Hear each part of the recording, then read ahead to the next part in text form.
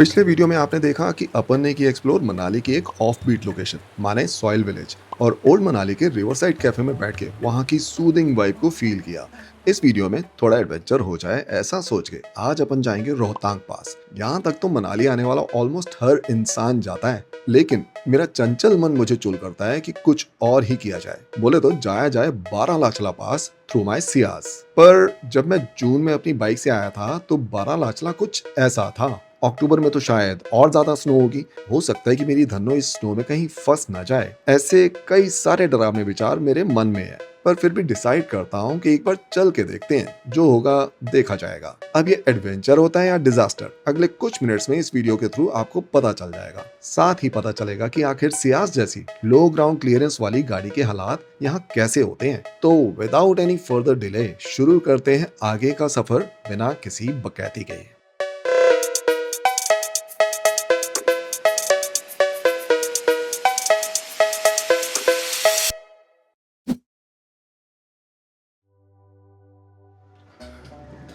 चलो भाई, चेकआउट करने का टाइम आ गया। आज तो मनाली से फिलहाल जाएंगे अपन रोहतांग पास। भाई साहब 11:15 बज गए। मैं सोचा था सुबह ना लगभग 7 बजे तक निकल जाऊंगा, लेकिन ऐसा हो नहीं पाता यार, क्योंकि ना अपना जो रूटीन बना हुआ है वो बहुत लेट तक सोने का बना हुआ है। तो रात को 2 बजे तो नींद आई है, तो ऑफकोर्स लेट तो होना ही था। बस अब शूट रोहतांग पास चलते हैं, जिसके लिए मैं परमिट ले चुका हूँ। ऑनलाइन इसका परमिट लेना होता है। बाकी की चर्चा ऑन द गो।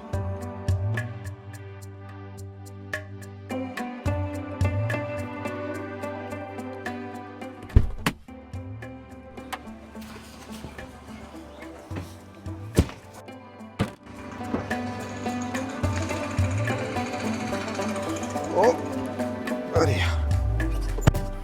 बिल्कुल दीवार के साथ फंसा के खड़ी की थी, तो पहले ना पिच्छू अंदर करना पड़ता, बड़ा एडजस्ट होके अंदर घुसना पड़ता है। चलो रोहतांग पास बाय सियाज। ओ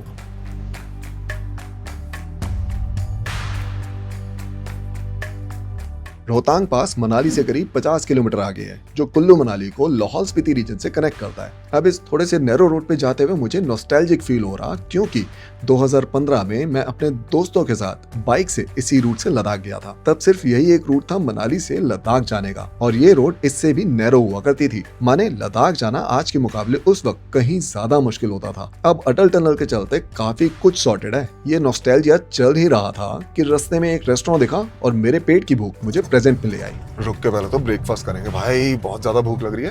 ये है कैफे चलते चलते ब्रेकफास्ट, लंच, स्नैक्स, डिनर सब कुछ ही है इनके पास। मतलब मेरे बिल्कुल मन को तृप्त कर देंगे। मस्त जगह मिल गई बैठने की यार, और बड़े लंबे टाइम बाद ना अपने को दाल रोटी नसीब हुई है, तो यहाँ पे दाल रोटी ऑर्डर कर दिया अपन ने। सबसे बड़ी बात ये है कि यार ये हाफ नहीं देते, लेकिन मैंने कहा भैया हाफ दोगे तो लूंगा, अदरवाइज तो मैं निकल रहा हो गया। तो भाई मान गए, हाफ दाल और रोटी, अपना मामला टकाटक। या भाई भैया दाल फ्राई, पहाड़ों में ना वैसे भी दाल फ्राई का टेस्ट बहुत टकाटक आता है।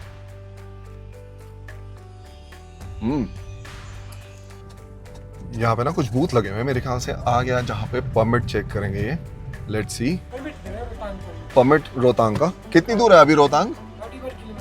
31 अभी है। अच्छा, वैसे एक बात है, परमिट की कॉस्ट मोटी है भाई साहब, 550 रुपए का परमिट बना है। लेकिन एक अच्छी बात ये है कि बिल्कुल भी मेहनत नहीं लगी। बस गूगल पे सबसे पहली साइट जो आती है ना, रोहतांग परमिट डालोगे तो वो आ जाएगी, और वहाँ पे कुछ डिटेल्स भरने हैं, जैसे कि अपनी गाड़ी वगैरह की और अपना ड्राइविंग लाइसेंस वगैरह, दैट्स इट। लेकिन कीमत 550 रुपए। रास्ता देखो थ्रू आउट भाई साहब, ऐसा ही रास्ता मिल रहा है अपने को। मैं तो ये हैरान हो रहा हूँ कि एक टाइम पे ले जाने का सिर्फ यही एक रूट था, कितनी बाइक्स होती होंगी इस रास्ते पर।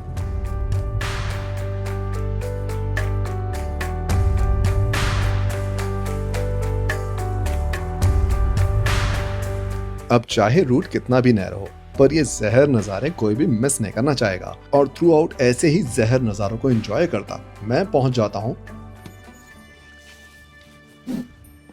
इसे कहते हैं पोपटोना। रोहतांग पास पहुंचे हैं अपन। मैंने सोचा कि यार खूब जानदार बर्फ होगी, क्योंकि अपन तो अक्टूबर में आ रहे हैं, जबकि जून वगैरह में बहुत सॉलिड बर्फ होती है। लेकिन यहाँ सब सूखा पड़ा है, कुछ भी नहीं है यहाँ पे बर्फ के नाम का। तो थोड़ी देर यहाँ पे रुकते हैं, लेक वगैरह दिखाई देते हैं, वहाँ पे थोड़ा टाइम बिताते हैं, उसके बाद यहाँ से चलते हैं। अपन तो फिर ठीक है भाई साहब, ये लोग तो आए हैं एकदम वो वाली स्नो वाली ड्रेस पहन के कि बर्फ में लोट लोट के एकदम आतंक मचा देंगे। बहुत रोहतांग पास में कोई बर्फ वगैरह तो नहीं है, लेकिन यार नज़ारा तो औसम है। पीछे देख रहे हो क्या अमेजिंग नज़ारे हैं, और उन नज़ारों में मैगी भी भाई ने बड़ी जानदार बनाई है सही में यार, सुपर टेस्टी।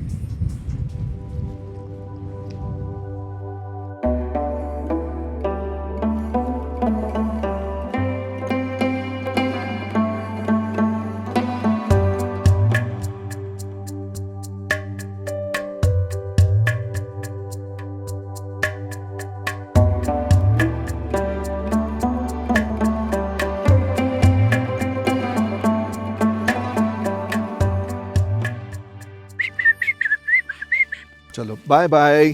ठंड इतनी कड़क है भाई साहब, नाक बहने लगी है, हाथ एकदम जाम होने लगे हैं। भाग रहा हूँ, 5 बज गए और यहाँ से अब निकल के देखते हैं सिसु वगैरह पहुँचते हैं, या कोशिश करेंगे की लॉन्ग पहुँच जाऊँ।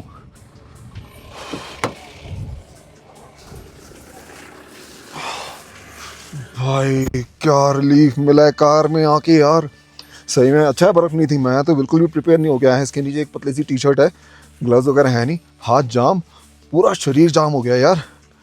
तो भैया रोहतांग पास तो कभी भी आओ, फुल प्रिपरेशन के साथ आओ। बोले तो इनर थर्मल वगैरह ज़रूर लेके आना। बस यार यहाँ से निकलते हैं शूट हम शूट। रोहतांग पास पे तो चाहे अपना कट्टा हो गया, बर्फ नहीं मिली ना, पर ये गजब के नज़ारों में मैगी ने माहौल सेट कर दिया। अब मैं पहुंचता हूँ अटल टनल, और ये ज़रूरी सूचना जनहित में जारी। तो भाई लोग ये मेरे पीछे है अटल टनल, और एक्चुअली थोड़े दिन पहले मैं लद्दाख से आया था, तब कई भाई बंधुओं के सवाल थे कि अगर अटल टनल की जगह रोहतांग पास से आया जाए तो कितना फ़र्क पड़ता है टाइम का। तो मैं आपको बताता हूँ, आज मैं रोहतांग पास से होता आया हूँ अपनी धन्नों से। इस कॉर्नर बोले तो अटल टनल के नॉर्थ पोर्टल तक मैं पहुंचा हूँ, करीब मनाली से 4-4.25 घंटे लगे। अगर मैं मनाली से अटल टनल होते हुए आता तो नॉर्थ पोर्टल तक पहुंचता करीब 1-1.25 घंटे में, तो कम से कम 3 घंटे का तो फ़र्क आने ही वाला है। इसके अलावा रोहतांग पास वाली जो रोड है वो काफ़ी नैरो है स्टार्टिंग में, बाद में चौड़ी हो जाती है। और एक चीज़ तो मैं बताना भूल गया, रोहतांग पास से आते हो तो कार के लिए 550 रुपये का परमिट है।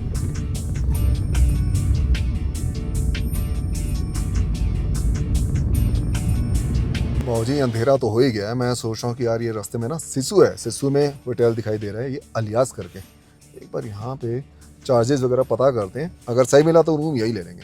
सबसे बड़ा पॉइंट ये है कि अपनी गाड़ी के वाइजर पे आके हैं स्क्रैचेस, तो नाइट ड्राइविंग थोड़ा सा टफ हो जाती है। और कोई मजबूरी तो है नहीं, 20-25 किलोमीटर आके जाके भी रूम लेना है, तो अपन यहीं पे कोशिश करते हैं कि टिक जाए, बाकी देखते हैं। रूम तो सही मिल गया है, लेकिन कल के मुकाबले जो है ना इसका स्टैंडर्ड थोड़ा लो है। स्टिल 1800 रुपये का मिला है, और जो कल वाले रूम था वो अपने को 2000 रुपये का मिला था। डेफिनेटली वो बेटर था, बट ठीक है यार, अपने को इतना कोई फ़र्क नहीं पड़ रहा।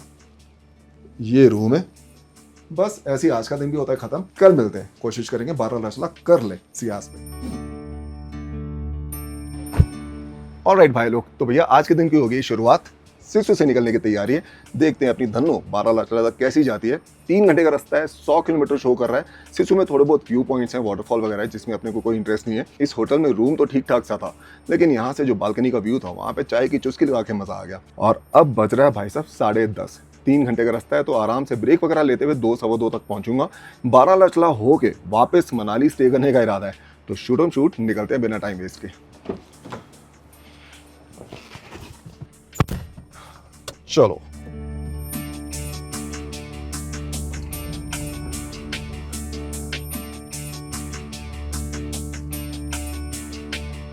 सिसु क्रॉस करते ही जगह आती है खनसर, जहाँ रॉयल एनफील्ड का सर्विस सेंटर देखा तो लगा एक और जरूरी सूचना दे दी जाए जनहित में। भाई मैं जा रहा हूँ अभी मनाली से लद्दाख की तरफ, बोले तो 12 लाख तक जा रहा हूँ, और सिसु क्रॉस करते हैं ना, पीछे मेरे यहाँ पे सर्विस सेंटर और रॉयल एनफील्ड का खनसर करके जगह है। आतंक मचा रखा है रॉयल एनफील्ड ने। एक तो बाइक के मॉडल्स ले लो, एक से बढ़कर एक, और इसके अलावा इनका जो सर्विस नेटवर्क है आग ही लगा रखी है। मतलब हर जगह पे ना ऑलमोस्ट आपको रॉयल एनफील्ड का तो सर्विस सेंटर मिल ही जाता है।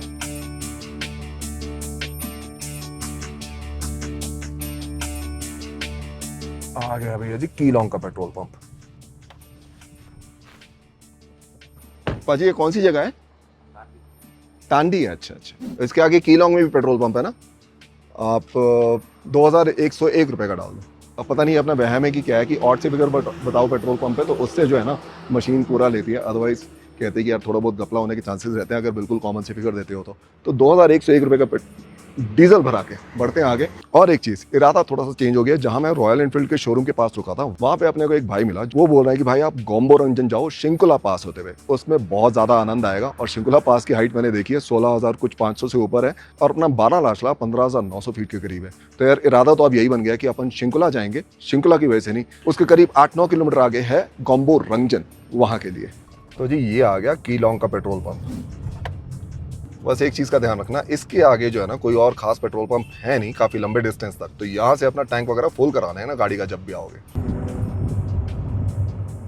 अब तक सब बेहतरीन चल रहा, लगा बस टाइमली मैं पहुंच जाऊंगा शिंकुला। लेकिन आज का प्लान तो भाई चौपट होता दिख रहा है, क्योंकि बच गया एक। और पता है क्या है, पिछले सवा घंटे से यहीं पे फंसा पड़ा हूँ, 1 इंच भी गाड़ी नहीं हिली।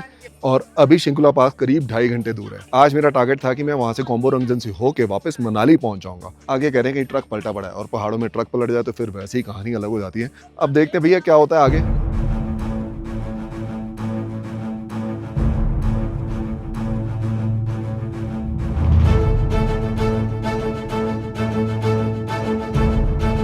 यहाँ से ये लंबा जाम खोलते हुए लंबा टाइम लग जाता है, और फिर मैं दुड़की लगा लेता हूँ। शूटम शूट हिमाचल के इस सबसे लंबे ब्रिज को क्रॉस करते ही तो बाबूजी फाइनली अपन पहुंच गए दारचा। और अभी ना यहाँ से करीब 2 घंटे का रास्ता तो होगा गोम्बो रंजन का। अभी जो रास्ता मिला ना पूरा, वो एकदम मक्खन मिला। बस ये है कि 1.5 घंटा अपन जाम में फंस गए थे। इस चक्कर में अपने को भयानक भूख लग गई। मैं सोच तो ही रहा था कि सीधा गोम्बो रंजन जाके खाएंगे, लेकिन भैया अपने बस की नहीं इतनी भूख सहन करना, तो यहाँ पे रुके। पहले तो कुछ खाएंगे, इसके अलावा ना यहाँ से कुछ भर लेंगे या स्नैकिंग वगैरह के लिए। ये राजमा राइस तो मस्त लग रहे हैं भाई देखने में। मैं खाता हूँ इतना राजमा राइस, और आप देखो ये ड्रोन शॉट्स।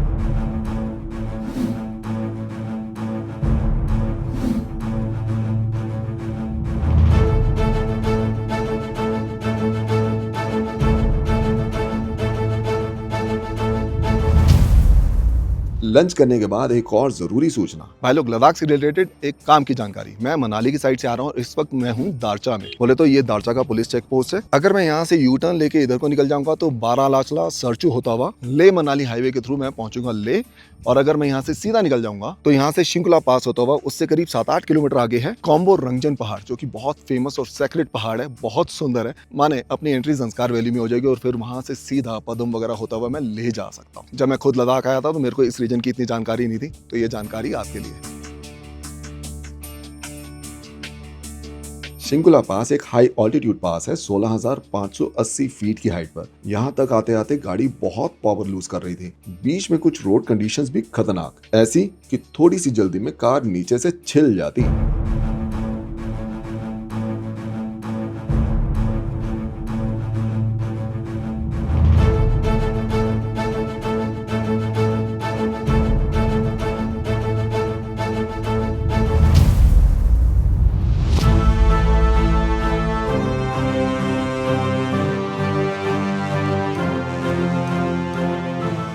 इसलिए मैं पूरी पेशेंस से ड्राइव करता हूँ, पर इस पेशेंस में जल्दी भी है। थोड़ी अजीब बात हो गई ना ये तो, क्योंकि मेरा सारा फोकस टाइमली गोम्बो रंजन पहुंचने में था, तो शिंकुला पास कब क्रॉस हो जाता है ये मुझे पता ही नहीं चला। अभी यार कच्चा हो गया अपना, जल्दी जल्दी में ना शिंकुला टॉप को मैं मिस कराया। बोला तो मेरा ध्यान नहीं गया कि वहाँ पे कोई बोर्ड वगैरह लगा हुआ है। अब मैं नीचे उतरने लगा तो मुझे ध्यान आया कि यार नीचे उतर रहे हैं, इसका मतलब क्या टॉप निकल गया क्या। तो अभी यहाँ बाइक वालों से पूछा, उन्होंने बताया कि भैया टॉप तो आप छोड़ रहे हो। अब नेट गोम्बो रंजन भाग रहा हूँ, क्योंकि 4:30 हो रहा है। वहाँ पे जाके ना थोड़ी मस्त मस्त वीडियोस फोटोज निकालते हैं, फिर वापस निकल रहा है। क्योंकि आज मेरा टारगेट है कि यार वापस आके थोड़ा रुक जाऊँ जिस्पा या डरचा, या फिर कोशिश करेंगे और आगे निकलने की। फिलहाल यहाँ का रास्ता देखो, जहाँ पे अपनी धन्नो मस्त चल रही है। ये टूटा फूटा रास्ता, अभी तो भाई साहब एकदम बढ़िया वाटर क्रॉसिंग निकाल के आई है। लग रहा है कि पहुंच गया अपन गोम्बो रंजन। लोग यहाँ पे रुके हुए हैं, कुछ बुद्धिस्ट फ्लैग लगे हुए हैं। तो ये है गोम्बो रंजन पहाड़ की रेंज, जो कि बुद्धिज्म में एक सेक्रेट पहाड़ माना गया है। इसकी स्टोरी क्या है ये मैं आपको वॉइस ओवर में बता पाऊंगा, क्योंकि अभी मुझे इसकी स्टोरी याद नहीं है। लेकिन बहुत ही अलग सा ऊंचा उठता हुआ पहाड़, अलग ही दिख रहा है एकदम। ये पहाड़ की बुद्धिस्ट कल्चर में काफी मान्यता है। कहते हैं कि यहाँ कई बुद्धिस्ट मंक्स ने काफी मेडिटेट किया है, और 8th सेंचुरी के बुद्धिस्ट गुरु पद्म संभव की ब्लेसिंग से इस पहाड़ में ऐसी स्पिरिचुअल पावर्स हैं जो गुड लक को अट्रैक्ट करती हैं। सो आई एम लकी कि मैं यहाँ पे हूँ।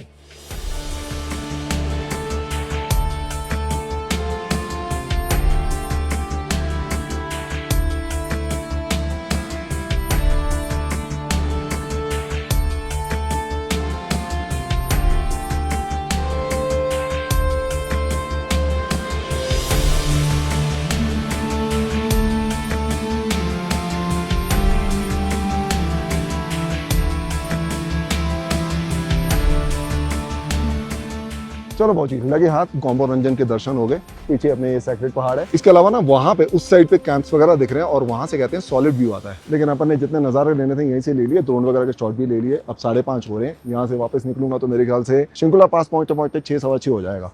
बस बिना किसी देरी के पहुंचते हैं शिंकुला पास।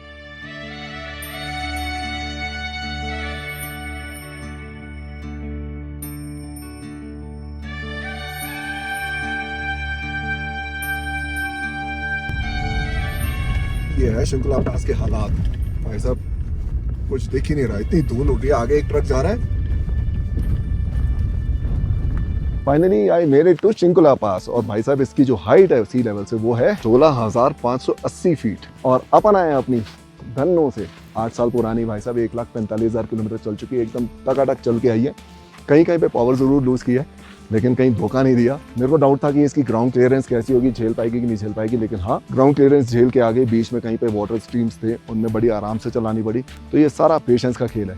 थोड़ी शाबाशी अपने भाई को दे देना, बहुत ही बढ़िया से चला के लाया आपका भाई गाड़ी। बस यार आज का टारगेट हो गया कंप्लीट। कोशिश करता हूँ यहाँ से मनाली पहुँचने की आज ही आज। मेरे ख्याल से 4 सवा 4 घंटे का रास्ता है यहाँ से मनाली का। मनाली शिंकुला पास से बाबूजी 139 किलोमीटर। मेरे हिसाब से 4 सवा 4 घंटे तक लग सकते हैं। रास्ते में कोई जाम वगैरह ना मिले तो शायद थोड़ा सा जल्दी पहुंच जाए, बस कोशिश पूरी है। हालांकि सोच रहा था कि मनाली जाना नाइट ड्राइव करके सही है या नहीं, पर चुल होती है ना चुल, उसके चलते दुड़की लगा दी और 4 घंटे बाद ओल्ड मनाली के बढ़िया होटल में एक सही सा कमरा पकड़ लिया। थकान के चलते नींद आएगी मस्त। तो मिलता हूँ अगले वीडियो में मनाली की सबसे शानदार लोकेशन पे। तब तक के लिए दुआओं में याद रखना।